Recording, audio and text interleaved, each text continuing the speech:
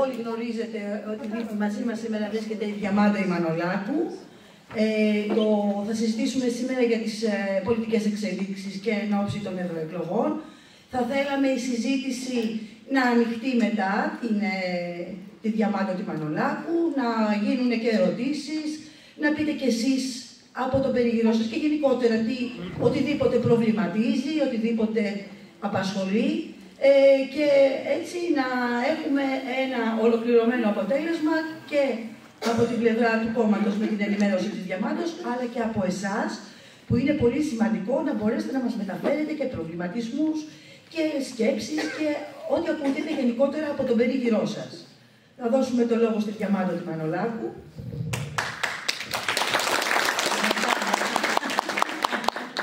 Καλημέρα και καλή δύναμη. Βέβαια άλλαξε και η ώρα και κάπως πρέπει να προσαρμοστούμε, να τη συνηθίσουμε. Εγώ θα αρχίσω από την επικαιρότητα.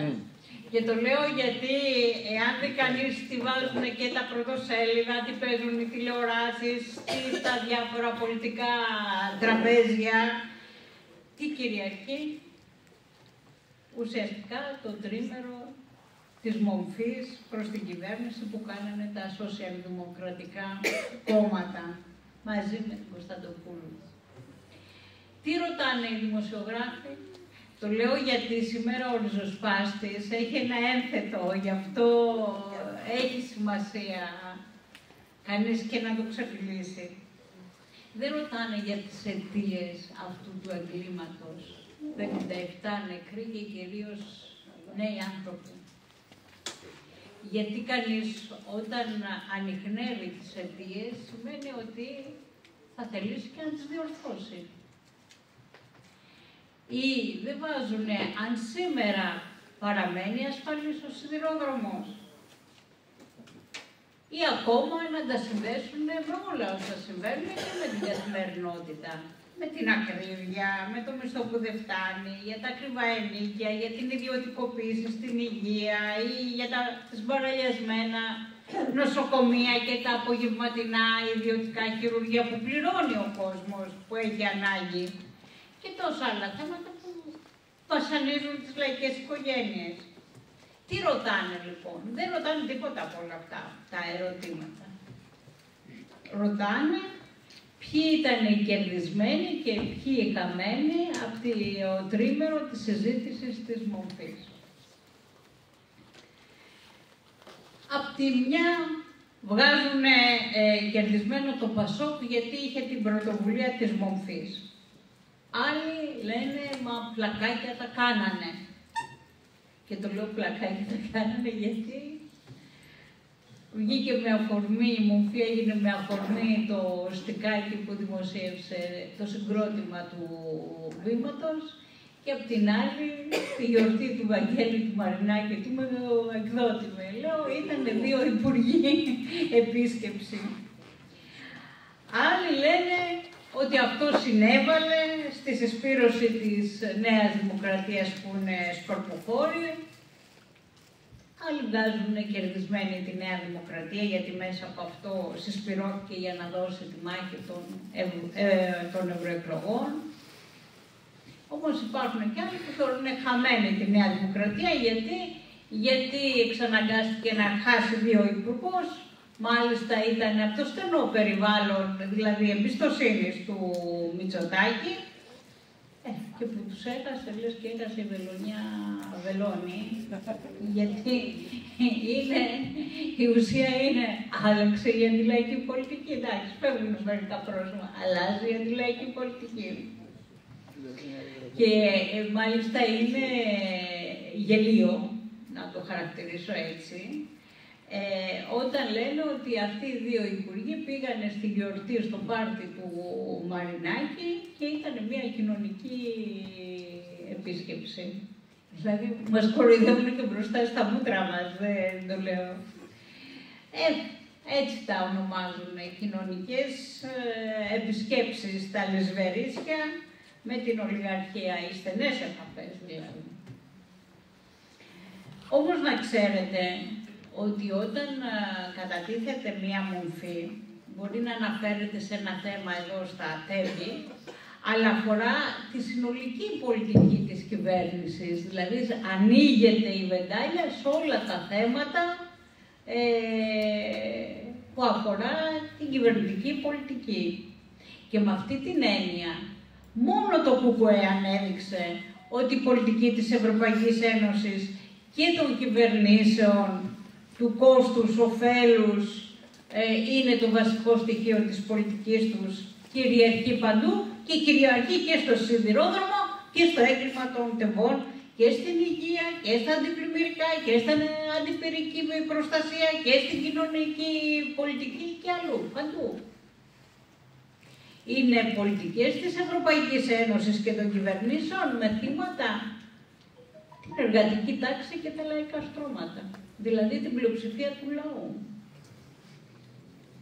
Τα άλλα κόμματα το κάνανε μούκο, στην κυριολεξία το λέω, μόνο τέμπη και πολιτική συγκάλυψη των αιτιών. Κάλπικη ήταν η αντιπαράθεσή τους. Δεν ήταν για το λαό και πώς θα προστατευτεί από την εγκληματική πολιτική της Ευρωπαϊκής Ένωσης. Και βέβαια, κανείς δεν αναφέρθηκε ότι η Εξεταστική Επιτροπή ήταν πρόταση του ΚΚΕ και παρά την προβληματική της λειτουργία, ανέδειξε χρήσιμα ζητήματα και πλευρές που όταν αρχίσανε να αναδεικνύονται και να υπάρχει η ανάγκη να καλεστούν και άλλοι μάρτυρες για να τις φωτίσουν, την κλείσανε άρον-άρον. Αλλά δεν θέλανε να δούνε τις αιτίες, δεν θέλανε να ακουστεί η εγκληματική τους πολιτική. Το λέω γιατί εγώ θα πω 4 βασικά στοιχεία. Το πρώτο είναι ότι το έγκλημα των τεμπών ήταν προδιαγραμμένο και το λέω ότι το είχαμε πει νωρίτερα και υπάρχουν και αποδείξεις και υπάρχει και η ανακοίνωση της συνδικαλιστικής μας παράταξης, υπάρχει και η τοποθέτηση του συντρόφου Κατσιώτη μέσα στη Βουλή. Δεν είναι ότι το αποσιωπήσαμε.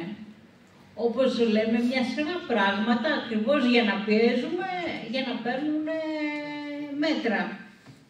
Και αυτό αποδεικνυότανε ότι ήταν προδιαγραμμένο. Γιατί λέγαμε δεν υπάρχει το σύστημα ασφαλείας για την προστασία της ανθρώπινης ζωής.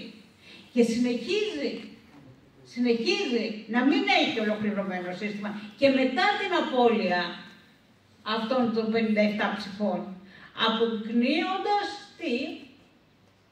ότι μπρος στο κέρδος των καπιταλιστών δεν υπολογίζεται η ζωή των ανθρώπων. Μπορεί να βάλανε σύστημα τηλεδιοίκησης μετά, δεν αφορά όμως το σύνολο, στο Βόλο, στην Καλαμπάκα, στην Καρδίτσα, στα Τρίκαλα, δεν υπάρχει. Δεύτερον, αυτό που ήταν έντονα και εξόθαρμα ήταν οι προσπάθειες της κυβέρνησης και μάλιστα πολύ επίμονες και μέσα στη διάρκεια της συζήτησης αυτό το τρίμερο και με τις ομιλίες του Καραμαλή και του Μητσοτάκη, προσπάθειες να συγκαλυφθούν οι τεράστιες ευθύνες τους και να τα φορτώσουν αποκλειστικά και μόνο σε ανθρώπινο λάθος. Που βέβαια δεν λέμε ότι δεν υπήρξε ανθρώπινο λάθος, αλλά αν είχαν βάλει τα συστήματα ασφαλείας, θα προλάβαινε ακριβώς τη σύγκρουση. Γιατί αυτό το σύστημα υπάρχει στα αυτοκίνητα. Υπάρχει στο 14% των σιδηροδρόμων στην Ευρωπαϊκή Ένωση. Αλλά επειδή είναι το κόστος όφελος και όφελος για τους επιχειρηματίες, αφού έχουν ιδιωτικοποιηθεί τα τρένα με κανονισμό της Ευρωπαϊκής Ένωσης, άρα το ανθρώπινο λάθος μπορεί να σώσει ζωές στην κυριολεξία εάν υπάρχουν τα συστήματα ασφαλείας. Το λέω γιατί ευθύνες έχει όλες οι κυβερνήσεις και η Νέα Δημοκρατία που έπρεπε να είχαν φροντίσει να εγκαταστήσουν τα σύγχρονα συστήματα ασφαλείας και τηλεδιοίκησης, καθώς και το αναγκαίο εκπαιδευμένο προσωπικό. Το προσωπικό έχει συρρυκνωθεί. Γι' αυτό αρνήθηκαν να κληθούν ουσιαστικοί μάρτυρες και με την απαράδεκτη και προκλητική συμπεριφορά του Προέδρου της Εξεταστικής Επιτροπής, την κλείσανε βία πριν εξεταστούν σημαντικά ζητήματα και μάρτυρες. Ας πούμε, τους επικεφαλείς της συνδικαλιστικής παράταξής μας, που είχε βγάλει την ανακοίνωση και ζητούσαμε να καλεστούν, να είναι οι ίδιοι εργαζόμενοι για να εξεταστούν σαν μάρτυρες, δεν τους καλέσαν ποτέ. Δηλαδή, τόσο ξεφωνημένη προκλητική κατάσταση. Τρίτον, συνέβαλε η Εξεταστική Επιτροπή να μην ξεχαστεί το έγκλημα, να παραμείνει ψηλά στη δημόσια συζήτηση και έφερε και πολλά ουσιαστικά στοιχεία για την απόδοση πολιτικών και ποινικών ευθυνών. Είναι ακριβώς αυτά που βάλαμε και εμείς στο πόρισμα και καταθέσαμε στον Άριο Πάγο. Θέλω να σας πω εδώ με την ευκαιρία, το Πασόκ που είχε την πρωτοβουλία να κάνει τη μορφή, δεν έβγαλε πόρισμα. Δεν κατέθεσε πόρισμα. Μόνο το ΚΚΕ και οι άλλοι μία μισοαντιγραφή. Άρα λέω, μέσα από την Εξεταστική Επιτροπή δόθηκε η δυνατότητα πολλοί άνθρωποι να ενημερωθούν για τις πραγματικές αιτίες. Η κυβέρνηση βγήκε εκτεθειμένη ακόμα μια φορά και η στάση της καθαρά ενοχική. Και τέταρτον, διαχρονικά ευθύνες είχαν και τα άλλα κόμματα της αντιπολίτευσης, που κρυμάτισαν σαν κυβερνήσεις. Γι' αυτό, αν θέλετε, στο πόρισμά μας καταλογίζουμε ποινικές και πολιτικές ευθύνες στους υπουργούς μεταφορών από το 1997 και μετά. Και βεβαίως αυτές οι κυβερνήσεις συνέβαλαν στην απελευθέρωση και ιδιωτικοποίηση του μεταφορικού έργου, διαμορφώνοντας αυτόν τον προβληματικό διαχωρισμό του ΟΣΕ σε θυγατρικές. Όμως, ακριβώς αυτό ήταν στα πλαίσια της στρατηγικής της Ευρωπαϊκής Ένωσης για απελευθέρωση των σιδηροδρομικών συγκοινωνιών, γι' αυτό και τα άλλα κόμματα συγκάλυψαν, κάνανε μορφή συγκαλύπτοντας την εγκληματική αντιλαϊκή πολιτική της Ευρωπαϊκής Ένωσης. Δεν υπάρχει λοιπόν αντιπαράθεση μεταξύ τους για τις ιδιωτικοποίησεις που σκοτώνουν, γιατί έχουν την ίδια στρατηγική. Και εμείς, λέω, δεν θα κουραστούμε να αποδεικνύουμε όλων αυτών τις ευθύνες, παρόλο που αυτά τα μεγάλα κανάλια καθόλου δεν αναφέρονται και κοιτάνε να τα καλύψουν με σιωπή. Γι' αυτό λέω, ο σημερινός ο ριζοσπάστης έχει ένα ολόκληρο φυλάδιο, παρόλο ότι επιβαρύνει με κόστος, έτσι, εμείς δεν υπολογίζουμε το κόστος προς το όφελος του λαού. Και το λέω γιατί ποιος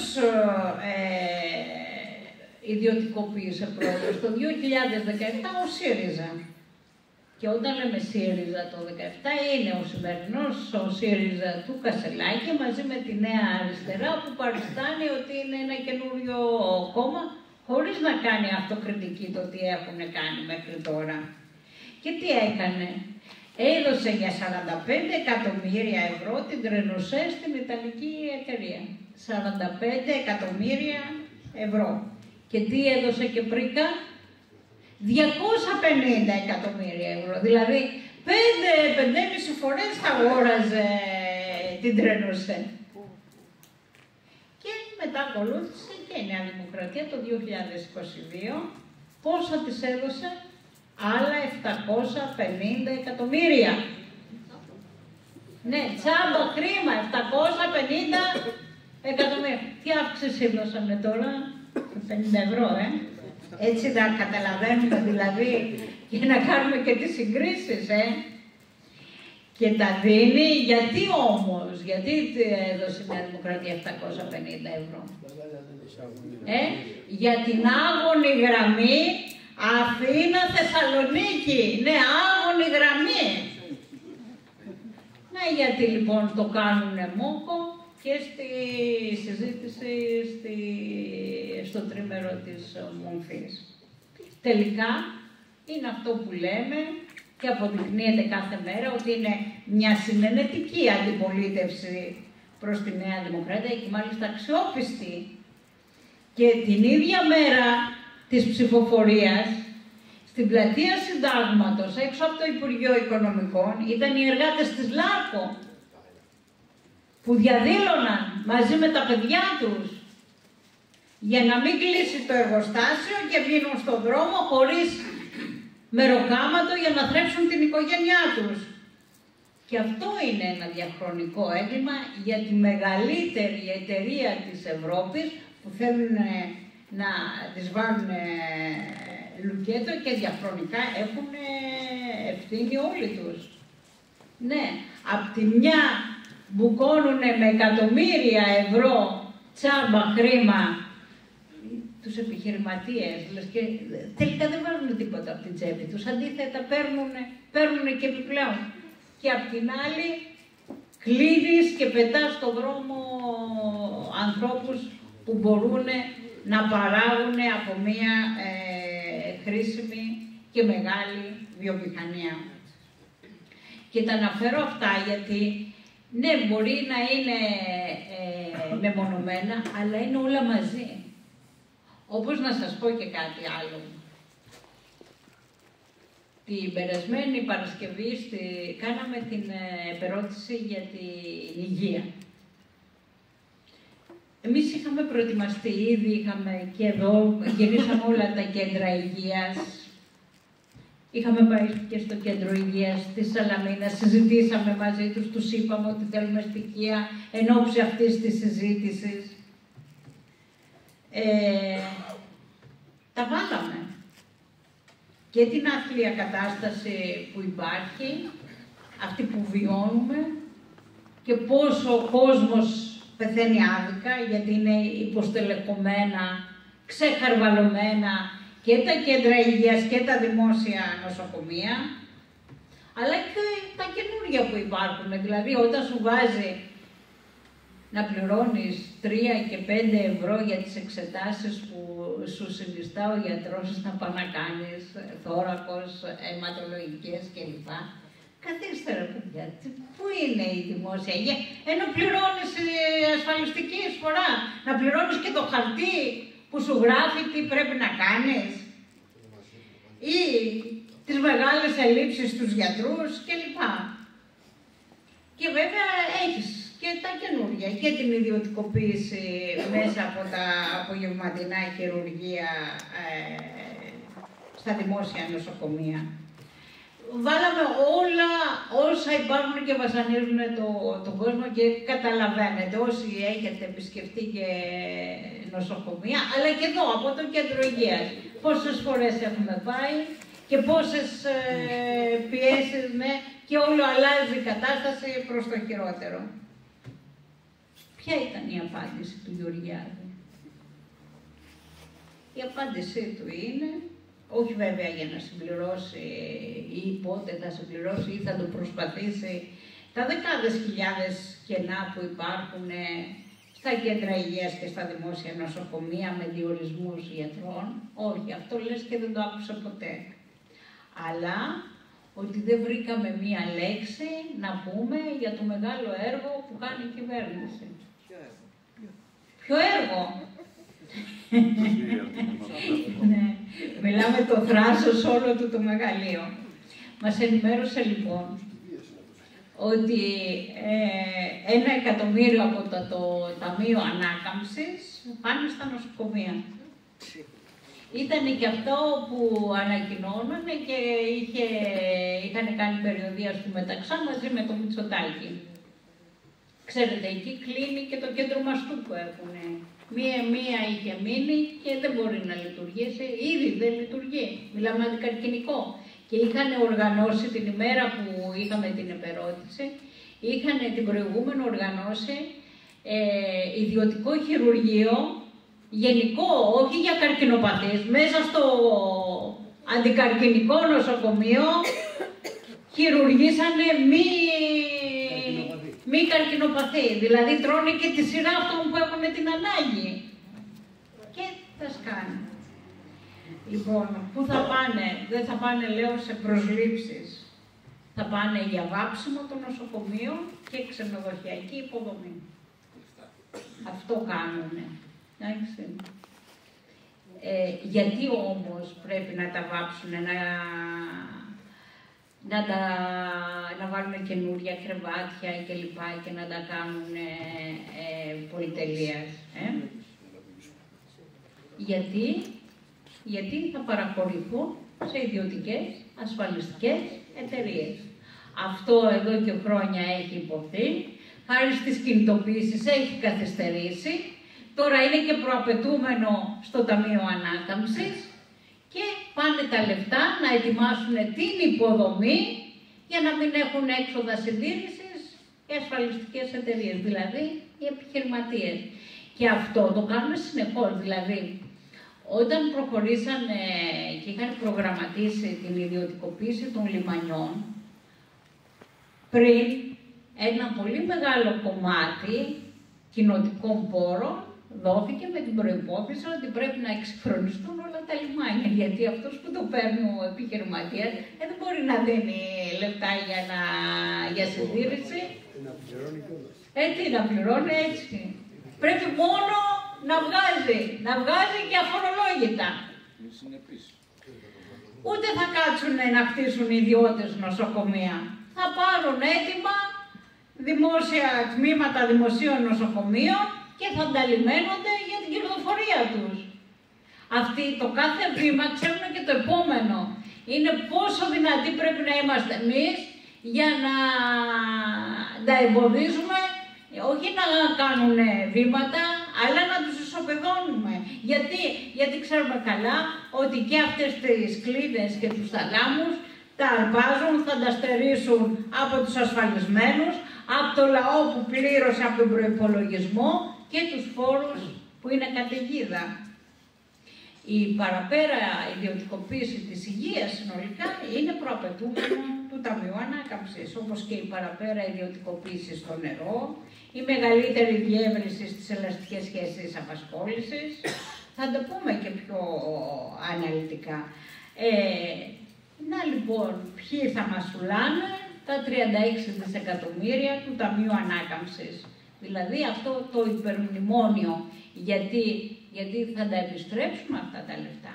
Έτσι, όπως έλεγε ο Σκυλακάκης, τσάμπα φαΐ δεν υπάρχει, αλλά το φαΐ δεν είναι στο λαό, είναι στην ολιγαρχία.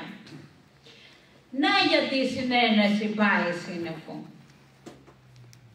Νέα Δημοκρατία, ΣΥΡΙΖΑ και ΠΑΣΟΚ κοροϊδεύουν ξεδιάντροπα το λαό όταν υποσχόντουσαν ότι τα δεκάδες δισεκατομμύρια του Ταμείου Ανάκαμψης θα βελτιώσουν τάχα τη ζωή του λαού. Συνειδητά κοροϊδεύανε. Και να σας πω κάτι, ότι πρέπει να είναι και ένα από τα θέματα στην πολιτική μάχη των ευρωεκλογών. Σε λιγότερες από 60 μέρες θα γίνουν. Και το λέω γιατί αν βγάλεις και τις διακοπές του Πάσχα, πράγματι είναι λιγότερο από 60 μέρες. Και πρέπει να ενημερώσουμε τον κόσμο, να δυναμώσουμε το ρεύμα αμφισβήτησης και εναντίωσης στις ιμπεριαλιστικές ενώσεις και της Ευρωπαϊκής Ένωσης και του ΝΑΤΟ, γιατί στο τέλος και αυτής της μάχης πρέπει να αναδειχθεί πολύ πιο ισχυρό συνολικά το ρεύμα αμφισβήτησης της αντιλαϊκής πολιτικής, της κυβέρνησης της Νέας Δημοκρατίας και της συνένεσης που προσφέρουν τα κόμματα του συστήματος. ΣΥΡΙΖΑ 1 και 2 λέμε τη Νέα Αριστερά, για αστυνομία, το ΠΑΣΟΚ και οι υπόλοιποι. Και να σας πω, τη σαπίλα τους τη βλέπουμε καθημερινά. Όχι εμείς, όλοι. Τι θύελαξε σήκωσε η πρόταση της εισαγγελέας για το 12χρονο για τον Πολωνό? Την αθώωση του βιαστή του. Και δεν ξέρω αν θα υπήρχε αυτό το αποτέλεσμα της έδρας καταδίκης και που ήταν, γιατί κατά πλειοψηφία αποφασίστηκε από τους ενόρκους, δηλαδή τους εκπροσώπους του κόσμου. Όμως υπήρξαν οι κινητοποιήσεις της ΟΓΕ, της Ομοσπονδίας Γυναικών Ελλάδος και των φοιτητικών συλλόγων, συνεχόμενες μέρες έξω από το δικαστήριο, που ήταν να βγάλει την απόφαση. Που σημαίνει ότι οι αγώνες φέρνουν αποτέλεσμα, αρκεί να ξεσηκωνόμαστε. Ποιο θα ήταν το αποτέλεσμα εάν δεν υπήρχαν αυτές οι κινητοποίησεις, να ανοίξουν πλευρές και να δείξουν τη λαϊκή αγανάκτηση απέναντι στη σαπίλα τους. Και δεν είναι τα μόνα. Μας είχαν φάει ότι έχουμε ξύλινη γλώσσα, δεν έχουμε εξυγχρονιστεί για την ηλεκτρονική ψηφοφορία. Και τους φέρναμε αποδείξεις πως αυτό καταπατιέται. Ήρθε η Μισέλα Σιμακοπούλου, πήρε τον κατάλογο με τα email, δεν προλάβαμε ούτε στις εκλογές να πάμε. Δηλαδή η καταπάτηση των προσωπικών δεδομένων στην κυριολεξία αυτόματα και γρήγορα. Και ποια υπήρξε η απάντησή της? Απλώς να αποσύρουν την Ασημακοπούλου. Άλλαξε όμως η κατάσταση? Δεν άλλαξε. Ή ακόμα να σας πω, μπορεί να γελάμε, αλλά όμως δείχνει τη σαπίλα και μέχρι που έχει φτάσει. Τράκαρε ένα περιπολικό στην Γουμενίτσα. Και τι βρήκανε στο... 150 κιλά χασίσι μετέφερε. Ποιος τα μετέφερε? Ο αστυνόμος που ήταν για τη δίωξη των ναρκωτικών. Και ήταν μαζί με τον Αλβανό μαφιόζο. Μαζί την κάνανε τη δουλειά. Και τι, τους πιάσανε? Όχι, από τύχη τρακάρανε. Δηλαδή, εδώ είναι η αξία του κινήματος, να βγαίνει παντού όπου φτάνει. Εντάξει. Μια παροιμία λέει, βάλανε το λύκο να φυλάει τα πρόβατα. Και έτσι ισχύει παντού, Ισχύει παντού, το λέω. Αλλά, να σας πω, ποιους συλλαμβάνουν? Τους συνδικαλιστές, τους αγωνιστές που μπαίνουν μπροστά στους πληστηριασμούς και στις κατασχέσεις σπιτιών χρεωμένων λαϊκών οικοκυριών. Δηλαδή, αυτό που ξεσηκώνεται. Αλλά πρέπει να γίνουμε ακόμα πιο πολύ, πιο δυνατοί, μέσα στους δρόμους, διεκδικώντας μέχρι το τέλος την εξουσία του λαού. Γιατί η σαπίλα τους βρωμάει, η δυσοδεία είναι έντονη και παντού. Όμως αυτή είναι η πολιτική της Ευρωπαϊκής Ένωσης και των κυβερνήσεων.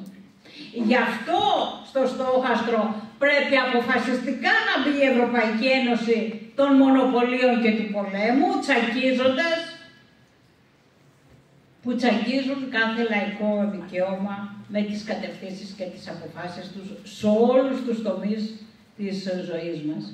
Και ξέρετε, χτες ο Μητσοτάκης ήταν στο Μοσχάτο, δεν ξέρω πώς είδατε ειδήσεις, και μίλησε για τις ευρωεκλογές.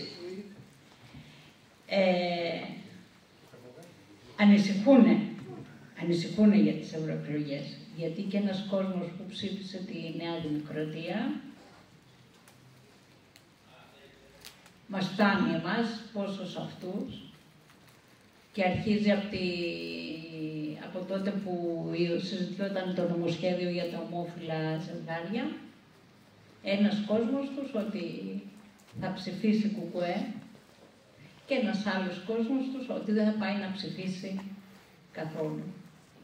Και προχτές που ήμουν σε ένα κανάλι και ήταν ο Μαύρος αυτός που κάνει τις δημοσκοπήσεις. Ναι. Όμως τον άκουσα με τον Νεοδημοκράτη βουλευτή να συζητάει ότι να ξεχάσουν ότι το αποτέλεσμα των ευρωεκλογών για τη Νέα Δημοκρατία θα έχει μπροστά 3, μπορεί και να έχει και 2. Έτσι. Δηλαδή, το ανιχνεύουνε, με αυτή την έννοια θέλω να σας πω. Εντάξει. Απλώς δεν ξέρω τι τερτύπια μπορούν να βρούνε, αλλά εμείς πρέπει να απλωθούμε πολύ, πάρα πολύ. Μην λέμε αυτός είναι νεοδημοκράτης ή Πασόκος, είναι άλλες οι διαθέσεις. Τι άλλο τους είπε ο Μητσοτάκης? Τους κάλεσε να ψηφίσουν Νέα Δημοκρατία για να επιβεβαιώσει τη δύναμή της, για να μπορεί να διαπραγματεύεται με την Ευρωπαϊκή Ένωση και να μπορεί να συνεχίσει το έργο της. Δηλαδή, να μπουκώνει με χρήμα τους μεγαλοεπιχειρηματίες και να τσακίζει το λαό. Αυτό είναι το έργο της, αυτή είναι η πολιτική. Σήμερα στο Κιλελέρ δεν τους δέχονται. Πάνε τα τρακτέρ γύρω-γύρω από το άγαλμα και δεν τους δέχονται να πάει κανένας. Λοιπόν, να γιατί τώρα πρέπει να πείσουμε περισσότερους για πιο δυνατό κουκουέ. Αυτό είναι που θα τους πονέσει.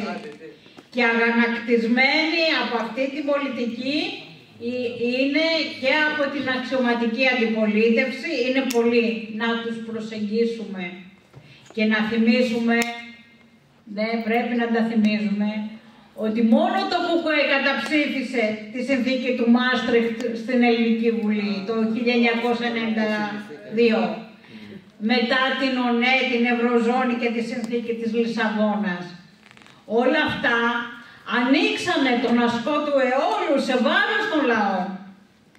Μιλούσαμε για τους αγρότες από την πρώτη στιγμή και τώρα βγήκαν σε όλα τα κράτη-μέλη οι αγρότες καταγγέλλοντας την ΚΑΠ, την κοινή αγροτική πολιτική. Μας έλεγαν ότι η ενιαία ευρωνεωσιακή αγορά και ο ανταγωνισμός θα έφεραν οικονομική ανάπτυξη για όλους, καλούς μισθούς, στους εργαζόμενους, χαμηλές τιμές για τα είδη πλατιάς λαϊκής κατανάλωσης. Τι έχουμε? Ζούμε μες στη φτώχεια, την φορολιστία, την ακρίβεια και επεκτείνονται καθημερινά. Αποδείχτηκε ότι αυτό που λένε πράσινη ανάπτυξη σημαίνει πανάκριβη ενέργεια για το λαό, απαξίωση των ενεργειακών πόρων, διεύρυνση της ενεργειακής φτώχειας και καταστροφή του περιβάλλοντος σε όφελος των κερδών των πρασίνων κολοσσών. Όμως, ξέρετε, στο όνομα της πράσινης μετάβασης επιδοτούν και τους ομίλους των ανανεώσιμων πηγών ενέργειας, αλλά και μια σειρά άλλους που εφαρμόζουν πράσινη πολιτική. Επιδοτούν και τους εφοπλιστές για τσάμπα νέα πράσινα πλοία και απ' την άλλη που θα ενισχύσουν τους στόλους τους και απ' την άλλη βγάζουν σε πληστηριασμό τα σπίτια φτωχών ανθρώπων και μάλιστα το μοναδικό σπίτι που έχουν. Βλέπετε τη σύγκριση. Στους εφοπλιστές τσάμπα, καινούρια πλοία και ξέρετε τι ονομάζουν πράσινη μετάβαση, επειδή θα αλλάξουν το καύσιμο. Το καύσιμο, ότι δήθεν θα παράγει λιγότερα αέρια. Έχουν λοιπόν αποκαλυφθεί τα ψέματα των δυο αφόρων κομμάτων της Ευρωπαϊκής Ένωσης περί σύγκλησης, ευημερίας, εξασφάλισης δικαιωμάτων που θα πρόσφερε στο λαό μας η συμμετοχή σε αυτή την ένωση. Ο λαός και η νεολαία πληρώνουν σε κάθε τομέα της ζωής τους τη συμμετοχή της χώρας μας στην Ευρωπαϊκή Ένωση των Μονοπωλίων. Πίσω από όλα τους τα βάσανα και τα μεγάλα προβλήματα βρίσκεται η επιδίωξη του μεγάλου κεφαλαίου για μεγιστοποίηση της κερδοφορίας τους που φέρνει τη σφραγίδα των οδηγιών, των κανονισμών, των συνθηκών της Ευρωπαϊκής Ένωσης. Και γι' αυτά δεν μιλάει κανείς παρά μόνο το ΚΚΕ. Πίσω από την τεράστια ακρίβεια βρίσκεται και η απελευθέρωση των αγορών. Τα χαράτσια της πράσινης οικονομίας, και μας περιμένουν και άλλα χαράτσια. Πράσινο τέλος για τα σκουπίδια. Πόσα κιλά σκουπίδια πετάμε, θα υπάρχει και αντίστοιχο πράσινο τέλος. Και ας δίνουμε και για τους Δήμους ένα σωρό λεφτά, τοπική φορολογία. Τα πακέτα του Ταμείου Ανάκαμψης που τσεπώνουν διάφοροι επιχειρηματικοί όμιλοι τροφοδότησαν τον πληθωρισμό και οι λαϊκές οικογένειες κόβουν και από τα τρόφιμα, γιατί ο μισθός και η σύνταξη το πολύ να φτάσουν για 20 μέρες. Και δεν τα λέμε εμείς. Επίσημα βγάζουν 19 μέρες. Επίσημα, έτσι. Πίσω από την επέκταση των ελαστικών σχέσεων απασχόλησης, τις ατομικές συμβάσεις, τη διευθέτηση του εργάσιμου χρόνου, την εντατικοποίηση, τη δουλειά πάνω από 13 ώρες την ημέρα, την κατάργηση της κυριακάτικης αργίας, τη δουλειά σε πλατφόρμες χωρίς εργασιακά δικαιώματα, την υπονόμευση των συλλογικών συμβάσεων εργασίας, βρίσκεται η περιβόητη λευκή βίβλος της Ευρωπαϊκής Ένωσης για την εργασία και δεκάδες αντεργατικές οδηγίες. Πίσω από την εμπορευματοποίηση της παιδείας, το νόμο για τα ιδιωτικά πανεπιστήμια, βρίσκονται τα λεγόμενα ευρωπαϊκά πρότυπα της ενιαίας αγοράς πτυχίων της Ευρωπαϊκής Ένωσης, που οδηγούν σε πτυχία που έχουν τιμή, αλλά όχι αξία. Πίσω από την παντελή έλλειψη μέτρων και σχεδιασμού προστασίας της ζωής και της περιουσίας του λαού, όπως τα αντιπλημμυρικά, τα αντιπυρικά και μέτρα αντισυσμικής θωράκισης, βρίσκεται μαζί με άλλους παράγοντες και η Ευρωπαϊκή Ένωση, που υπολογίζει ως κόστος αυτά τα μέτρα.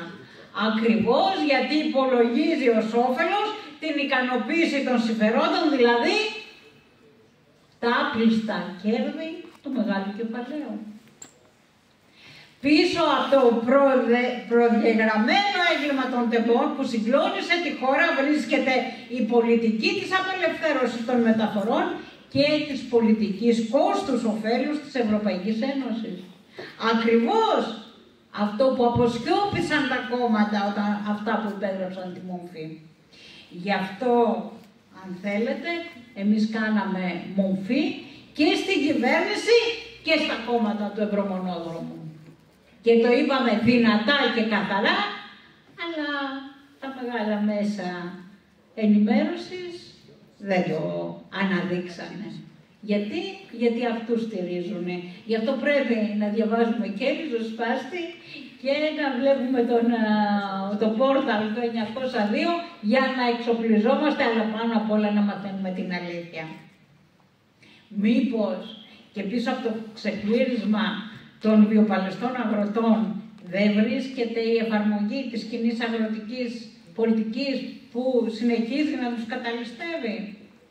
Η πράσινη ΚΑΠ που λένε, που θα έφερνε δήθεν προσιτά και ποιοτικά αγροτικά προϊόντα και εισόδημα στους αγρότες, τελικά επιβάλλει δυσβάστακτες πράσινες υποχρεώσεις στις αγροτικές οικογένειες. Πράσινες υποχρεώσεις εξόντωσης των μικρομεσαίων αγροτών, για να μην είναι μόνο οι μεγάλοι. Πίσω από την απογείωση της φορολογίας στους αυταπασχολούμενους και τους επαγγελματοβιοτέχνες και επιστήμονες που τους οδηγεί ουσιαστικά στο λουκέτο, βρίσκονται τα προαπαιτούμενα για την εκταμείευση δόσεων του Ταμείου Ανάκαμψης.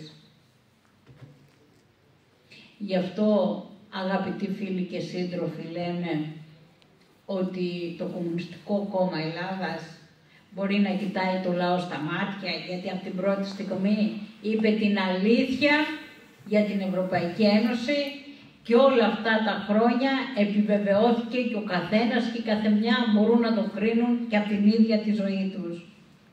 Αλλά δεν αρκεστήκαμε να ενημερώσουμε για το τι πραγματικά μας περιμένει. Οργανώσαμε και την πάλι ενάντια στη στρατηγική της. Μόνο εμείς μιλάμε και αντιπαλεύουμε οργανωμένα την καπιταλιστική βαρβαρότητά τους. Αυτή πάλι δεν ήταν χωρίς αντίκρισμα. Συνέβαλε ώστε η εφαρμογή πολλών αντιλαϊκών μεταρρυθμίσεων να έχει καθυστερήσει σημαντικά στην Ελλάδα σε σχέση με άλλα κράτη-μέλη και αυτό ήταν προς όφελος του ελληνικού λαού. Θυμηθείτε π.χ. για τα ιδιωτικά πανεπιστήμια, πριν πόσα χρόνια μιλάγανε. Ή ακόμα για την εγχώρηση θαλάμων και κρεβατιών στα δημοσία νοσοκομεία. Πριν πόσα χρόνια μιλάγανε. Έχουμε αντιπαρατεθεί οργανωμένα, έγκαιρα, με απόψεις που παρουσίαζαν, αν θέλετε, ακόμα και την Ευρωπαϊκή Ένωση σαν εγγυητή της ειρήνης. Σήμερα και αυτός ο μύθος έχει καταρρεύσει. Η Ευρωπαϊκή Ένωση μαζί με τη ΣΥΠΑ και το ΝΑΤΟ πρωταγωνιστούν στους ιμπεριαλιστικούς πολέμους και στις επεμβάσεις. Φαίνεται και ας μην αποτελούν θέματα ειδήσεων στα μεγάλα κανάλια των εφοπλιστών και της πλουτοκρατίας.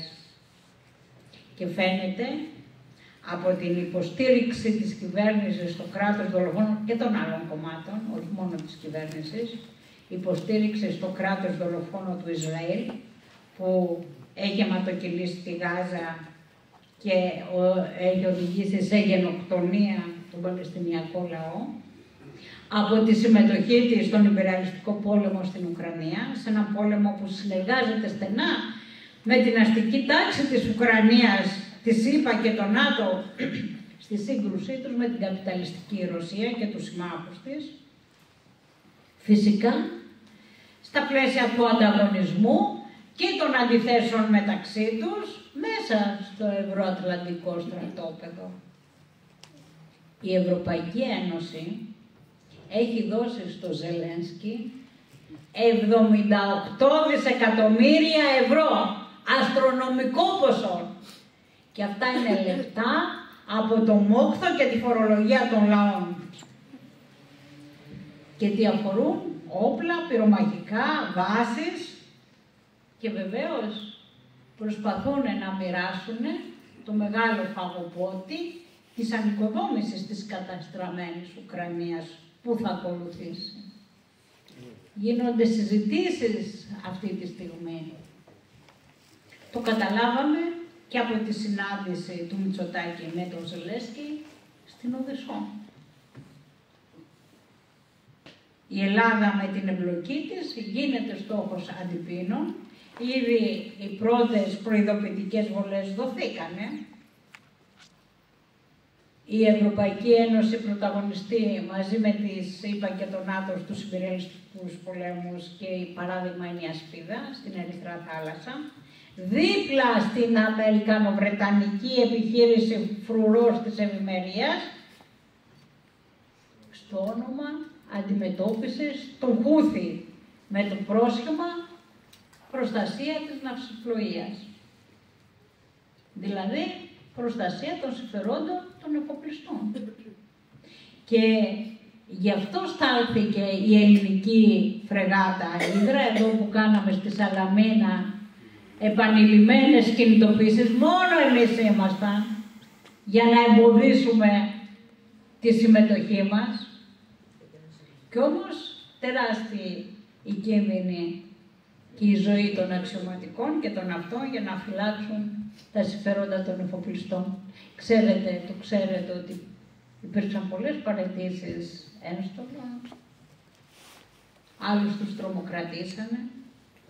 Την ίδια στιγμή που το πολεμικό ναυτικό προστατεύει αυτή την πολεμική ζώνη, δηλαδή τα συμφέροντα των εφοπλιστών, οι εφοπλιστές δεν την αναγνωρίζουν ότι είναι πολεμική ζώνη. Γιατί? για να μην δώσουν αυξημένες αποδοχές στους ναυτικούς. Και μέχρι στιγμής 3 ναυτικοί έχουν χάσει τη ζωή τους. Έχουν χτυπηθεί 2 ή 3 πλοία και ρισκάρουν ανθρώπινες ζωές. Και να ήταν μόνο αυτά.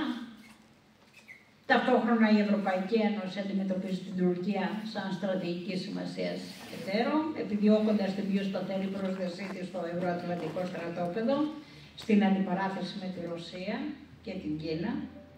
Μαζί και ΗΠΑ και Ευρωπαϊκή Ένωση και ΝΑΤΟ ενθαρρύνουν τις τουρκικές διεκδικήσεις σε βάρος της κυριαρχίας και των κυριαρχικών δικαιωμάτων της χώρας, στρώνοντας μαζί με την αστική τάξη της χώρας στο τραπέζι συνεκμετάλλευσης του Αιγαίου και της νοτιοανατολικής Μεσογείου, όπως και διχοτομική λύση του Κυπριακού με ευρωνατοική σφραγίδα σε βάρος των συμφερόντων του Κυπριακού λαού.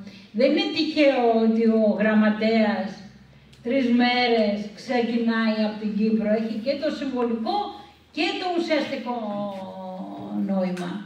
Και οι συναντήσεις που είχε με όλα τα κόμματα εκεί. Και μπορεί, το λέω για να το θυμίζουμε, γιατί μπήκε η Ελλάδα στην Ευρωπαϊκή Ένωση, τι μας έλεγε ο Καραμαλής, για να αντιμετωπίσει την Τουρκία. Γιατί μπήκε η Κύπρος στην Ευρωπαϊκή Ένωση, για τον Κυπριακό. Βλέπετε δηλαδή πώς στηρίζουν την Τουρκία, που δεν της δίνουν δικαίωμα ένταξης. Και δεν τις δίνουν όχι γιατί φοβούνται ότι είναι μεγάλη, θα έχει ψήφους, θα αρπάξει.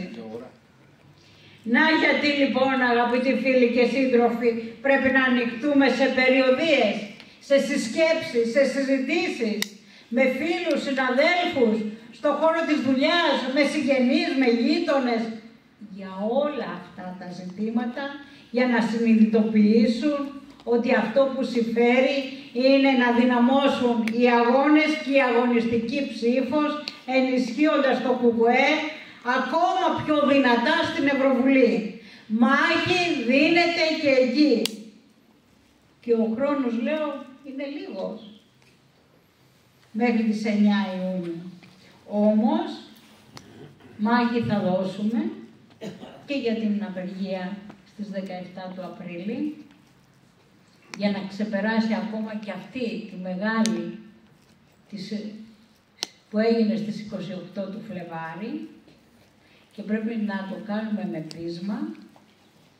με πείσμα και για την κοροϊδία αύξησης του μισθού με 50 ευρώ, που ήδη τα έχουν αρπάξει στην κυριολεξία.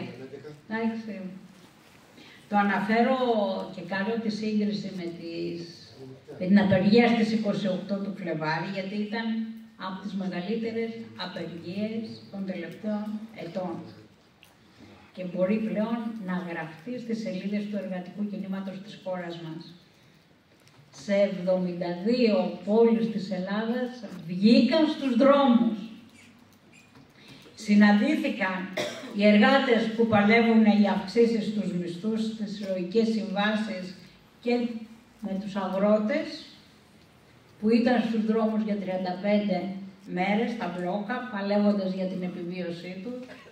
Συναντήθηκαν με τους φοιτητές που πάνω από 2 μήνες αντιδρούν για το νομοσχέδιο για τα ιδιωτικά πανεπιστήμια και συνεχίζουν.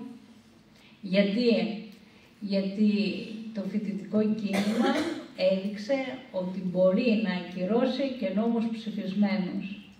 Θυμηθείτε ότι αποφασίσανε την αστυνομία μέσα στα πανεπιστήμια, λες και είναι το άντρο της παρανομίας, αλλά αστιφύλακας δεν κατάφερε να βάλει πόδι μέσα στα πανεπιστήμια, γιατί οι φοιτητές δεν το επέτρεψαν. Βλέπετε πόσο μπορεί κανείς να εμποδίσει αντιλαϊκά κατασταλτικά μέτρα. Αλλά αυτό γίνεται συσπηρωμένα και με αγώνες. Και ξέρετε, δεν είναι το μοναδικό. Μήπως ο Μητσοτάκης δεν αύξησε το φοιτητικό επίδομα όταν είδε πόσο επίμονες και μαχητικές ήταν οι φοιτητικές κινητοποίησεις? Σιγά που θα τους εξαγόραζε. Όμως η ημέρα αυτή της 28 Φλεβάρι ήταν και η επέτειος και συναντήθηκε η οργή που καίει τις καρδιές όλων μας για τις 57 ψυχές που χαθήκανε τόσο άδικα πριν 13 μήνες, αλλά και για την άθλια επιχείρηση συγκάλυψης. Ήταν λοιπόν μία από τις μεγαλύτερες απεργίες, λέω με ποιοτικά χαρακτηριστικά, γιατί δεν είχε ψηφιστεί, δεν είχε κηρυχτεί ούτε καν από την ΓΕΣΕ. Και από την ΑΔΔ την υπονόμευσε. Και τι κυριάρχησε? Το σύνθημα, τα κέρδη τους οι ζωές μας. Και αυτό επεκτείνεται παντού. Γιατί μέσα από τη θλίψη και την οργή στέλνεις ένα μήνυμα αισιοδοξία στην κυριολεξία. Γιατί εδώ σε αυτούς τους αγώνες βρίσκεται η ελπίδα. Και είμαστε περήφανοι που το ΚΚΕ και η ΚΝΕ πρωτοστατούν σε όλες αυτές τις μάχες και θα συνεχίσουμε ακόμα πιο δυνατά. Και τα περιγράφουμε και τα θυμίζουμε, παρόλο ότι είναι γνωστά, γιατί οι προσπάθειες είναι να ξεχαστούν. Γιατί είναι ελπιδοφόρα. Ο κόσμος αρχίζει να εμπιστεύεται τις λαϊκές δυνάμεις, ότι μπορούν να εμποδίσουν τα χειρότερα και να βάλουν στόχο την ανατροπή του σαπισμένου αυτού συστήματος. Γι' αυτό σας καλούμε και εδώ από τη Σαλαμίνα, όπως και σε πολλές γειτονιές όλη την Ελλάδα, να δώσουμε τη μάχη των ευρωεκλογών στις 9 του Ιουνίου για να δυναμώσει η αγωνιστική συμπόρευση με το ΚΚΕ στις κάλπες και τους δρόμους διεκδίκησης. Με ΚΚΕ πολύ πιο δυνατό, για πανευρωπαϊκή αντεπίθεση που λέει και η αφίσα, που είναι και η εισήγηση στο κάλεσμα για τις ευρωεκλογές. Σπάμε τα δεσμά της Ευρωπαϊκής Ένωσης για την Ελλάδα και την Ευρώπη του σοσιαλισμού, την Ευρώπη των εργατών, των αγροτών, των λαών. Στην Ευρωπαϊκή Ένωση της βαρβαρότητας στέλνουμε το κατάλληλο μήνυμα. Πιο δυνατό ΚΚΕ, πιο μαζικοί αγώνες αντεπίθεσης για το δίκαιο των λαών.